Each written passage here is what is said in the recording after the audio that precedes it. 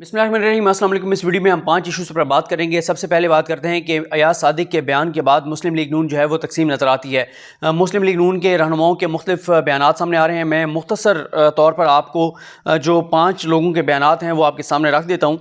अयाज ये शाहज़ेब खानज़ादा साहब के प्रोग्राम में शाहिद खकर नवासी साहब से सवाल किया गया कि अयाज सादिक के बयान पर आप क्या कहते हैं। तो उन्होंने क्या कहा कि अयाज सादिक ने जो बात की वो उनके जज्बात का नतीजा थी। जो बात अयाज सादिक ने की वो उस मीटिंग का हिस्सा नहीं थी। वो अयाज सादिक और शाह महमूद कुरैशी साहब का एक प्राइवेट डायलॉग था। ये खुद नून लीग के शाहिद खकर नवासी कह रहे हैं कि उस मीटिंग में ये बात नहीं हुई थी।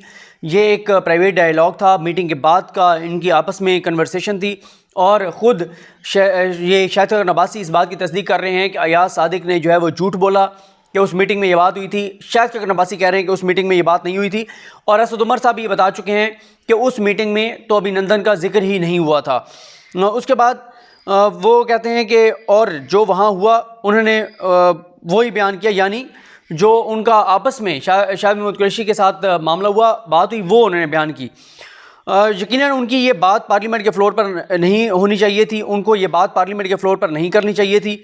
लेकिन जब आप पार्लियामान के फ्लोर पर किसी को गद्दार कहेंगे, भारतीय एजेंट कहेंगे, कुलभूषण का मुहाफिज कहेंगे, मोदी का यार कहेंगे, तो उसको भी अपना दिफा करना पड़ता है। और अयाज सादिक साहब ने मुनासिब समझा कि मैं अपना दिफा करूं कि ये अशखास को इन अशखास को ये जो बातें कर रहे हैं उसके जवाब में मैं भी कुछ कहूँ। वो दोबारा कहते हैं कि अगर आप मुझसे पूछें कि अयाज साहब को ये बात करनी चाहिए थी तो मैं इससे इत्तफाक नहीं करता। और ये कहते हैं शाहिद खकर नवासी।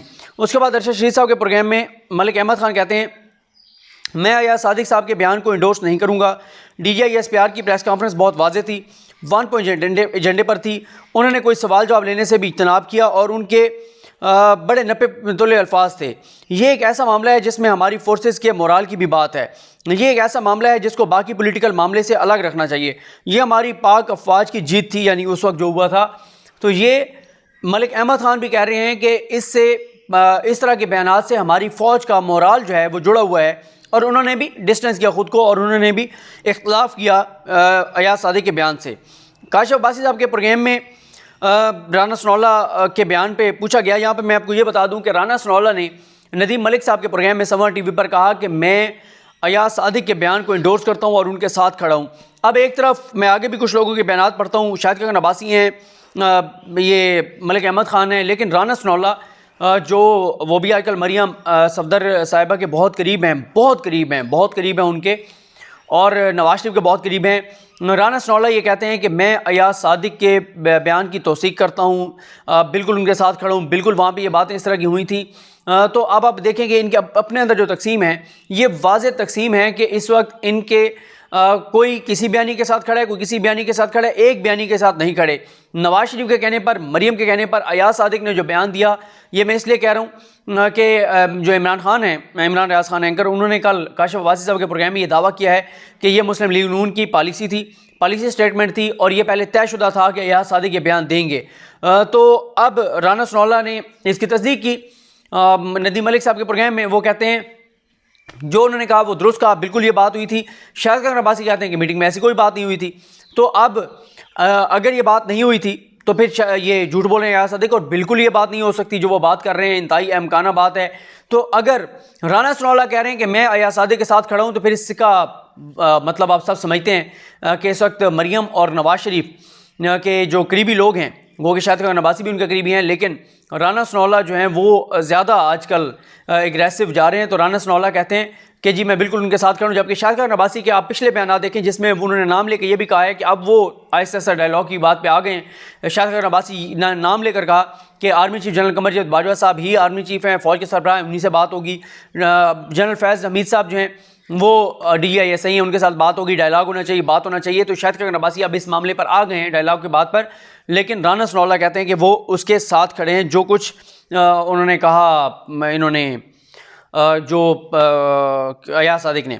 उसके बाद आ जाए जी तलाल चौधरी साहब ने काशिफ अब्बासी साहब ने जब पूछा तो कि आप राना सनौला के बयान पे क्या कहते हैं, तो उन्होंने कहा जी राना सनौला मेरे से सीनियर हैं, राना सनौला ने पॉलिसी मैटर बयान नहीं किया, उन्होंने बयान की बात किया। उन्होंने कहा ये जो राना सनौला कह रहे हैं वो पार्टी की पॉलिसी नहीं है।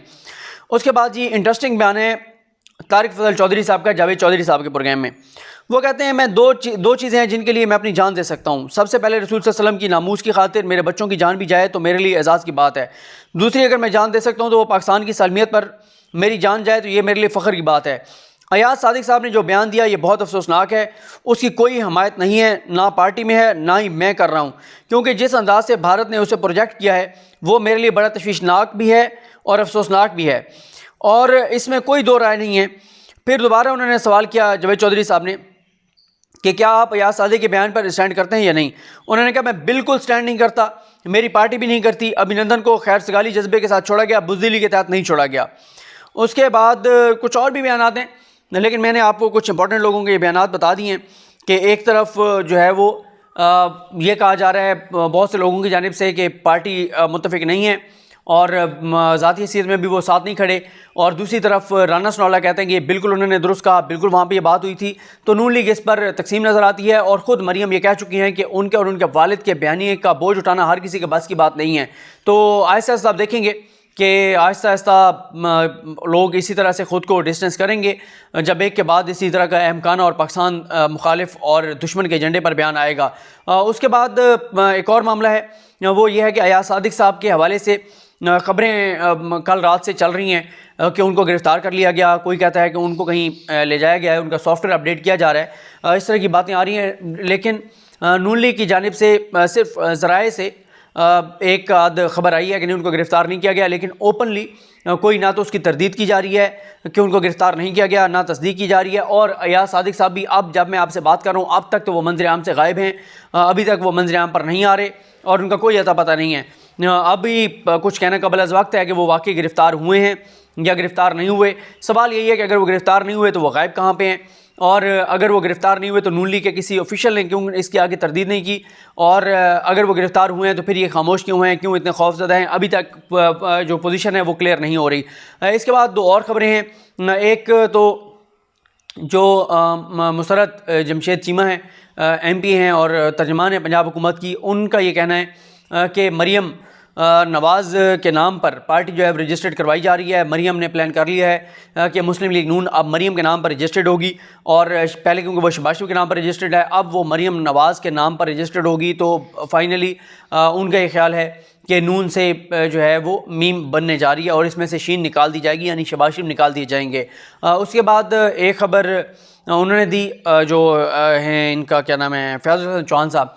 फ़याज़ुल हसन चौहान साहब ये कहते हैं कि JUIF मौलाना फजल रहमान का एक वफ़द जाती उम्रा गया है। उन्होंने मरियम सफदर साहिबा से मुलाकात की है और उनसे मुलाकात करके उन्होंने कहा है कि हम आपके इस बयानिए का बोझ मज़ीद नहीं उठा सकते, और JUIF में भी एक धड़ा है जो ये समझता है फजल रहमान की जमात में कि ये नहीं करना चाहिए, लेकिन फजल रहमान ख़ुद तो आप अगर पीछे हट रहे हैं तो ये अच्छी बात है, लेकिन फजल रहमान ख़ुद भी नवाज़ शरीफ के उस सोच के हामी हैं, क्योंकि मैं आपको कई वीडियोस में पहले बता चुका हूँ कि फजल रहमान के आबाओ-अजदाद पाकिस्तान बनने के हक़ में नहीं थे, पाकिस्तान बनने के ख़िलाफ़ थे। यही वजह है कि कायद-ए-आज़म मोहम्मद अली जिन्ना रहमतुल्लाह अलैह के मज़ार पर जो कुछ तूफ़ान बदतमीज़ी बर्पा किया गया, जो उनके मज़ार का तक़द्दुस पामाल किया गया, उस पर फजल रहमान साहब को खुशी हुई है, उनको कोई दुख नहीं है, कोई तकलीफ़ नहीं है।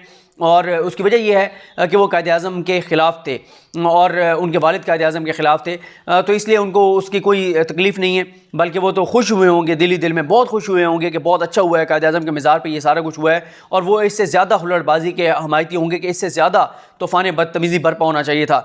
तो वो गो के वो नवाज़ शरीफ के बयानी के हमायत में हैं, हक़ में हैं। वो भी कहते हैं कि पाकिस्तान में आग लग जाए, इंतशार फैल जाए, अगर हम नहीं हैं तो फिर कुछ भी ना रहे। लेकिन दूसरी तरफ ये भी अब इतलात आ रही हैं कि वो थोड़े से पीछे भी हट रहे हैं, उन्होंने अपना वफ़द भी भेजा। अब ये भी देखना होगा कि वफ़द उन्होंने जो है वो उनकी तरफ से गया है या JUIF के कुछ लोग अपने बिहार पर गए हैं, क्योंकि JUIF में भी इख्तिलाफ़ात की खबरें आ रही हैं कि उनके अंदर भी इस वक्त इख्तिलाफ़ है, क्योंकि JUIF में भी कुछ लोग ये समझते हैं कि ये चीज़ नहीं होनी चाहिए, और साथ ही कुछ और उनके पार्टी के अपने मामलात हैं, जिस वजह से ये भी इम्कान है कि JUIF भी दो हिस्सों में तकसीम हो सकती है।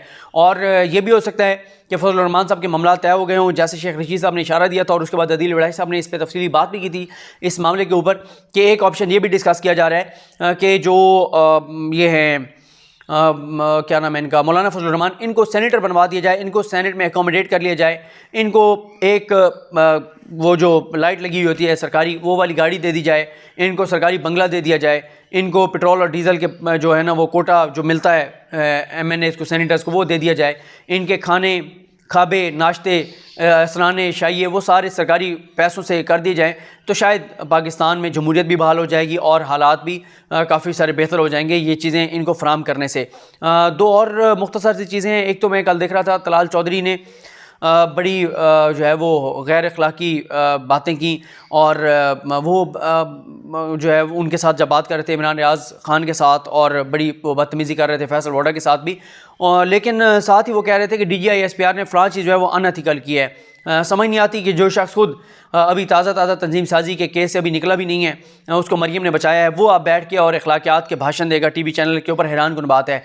इसके अलावा जो वो हैं फैज़ल चौहान साहब, उन्होंने एक और बात की है, वो ये कहते हैं कि जो पीराने कराम हैं, जो सजादा नशीन हैं बहुत सारी गद्दियों के, बहुत सारे दरबारों के, उन्होंने अल्टीमेटम दिया है अवैस नूरानी को कि अवैस नूरानी जो है वो माफ़ी मांगे, बलूचिस्तान की आज़ादी के जो उसने नारा लगाया, जो उसने पाकिस्तान के दुश्मनों के एजेंडे के मुताबिक बयान दिया, वो माफ़ी मांगे, वरना वो फ़र्दर अपना एक्शन प्लान इस हवाले से जारी करेंगे, फ़र्दर ऐलान करेंगे। देखते हैं कि इस हवाले से वो क्या ऐलान करते हैं। अवैस नूरानी माफ़ी मांगते हैं या नहीं मांगते। अवैस नूरानी मेरा नहीं ख्याल माफ़ी मांगेंगे, वो इस तरह के लोगों के ख़िलाफ़ कार्रवाई करनी पड़ेगी, माफ़ी शाफ़ी इन्होंने नहीं मांगनी। या फिर यह है कि अवैस नूरानी भी आजकल किराए पे दस्तयाब हैं, उनको अगर कह दिया जाए कि किसी और पार्टी से आपको जो है वो कोई असम्बली में ले आएंगे, और सारे इस वक्त देखें ना सब अपना अपना हिस्सा मांग रहे हैं, जिसको कहीं से भी मिलेगा, अगर वो मुल्क दुश्मनों से ले रहे हैं उनका लेके खा रहे हैं, जो मुबैना तौर पर और जो नज़र आ रहा है कि फ़ंडिंग कहाँ से हो रही है, कैसे हो रही है, क्योंकि इनके अपने तो ये तो एक रुपये जेब से ना निकालेंगे, तो हमेशा आवाम के टैक्स के पैसों से खाते हैं, तो ये कहाँ से करोड़ों रुपए लगाने वाले हैं, तो कोई तो है जो इनको दे रहा है। तो क्योंकि कोई हिसाब किताब सामने नहीं आया कि पैसे कहाँ से खर्च हो रहे हैं, कैसे हो रहे हैं।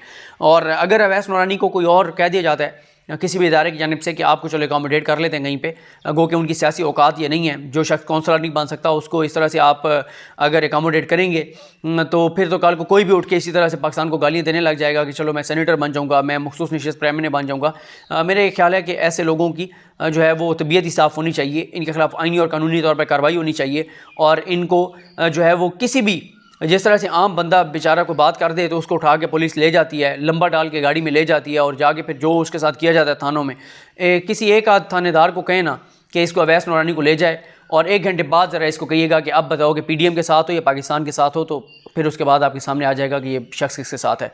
मुझे अपनी दुआ में याद रखें। अल्लाह करीम हम सब का हामी नासर हो। अल्लाह हाफ़िज़।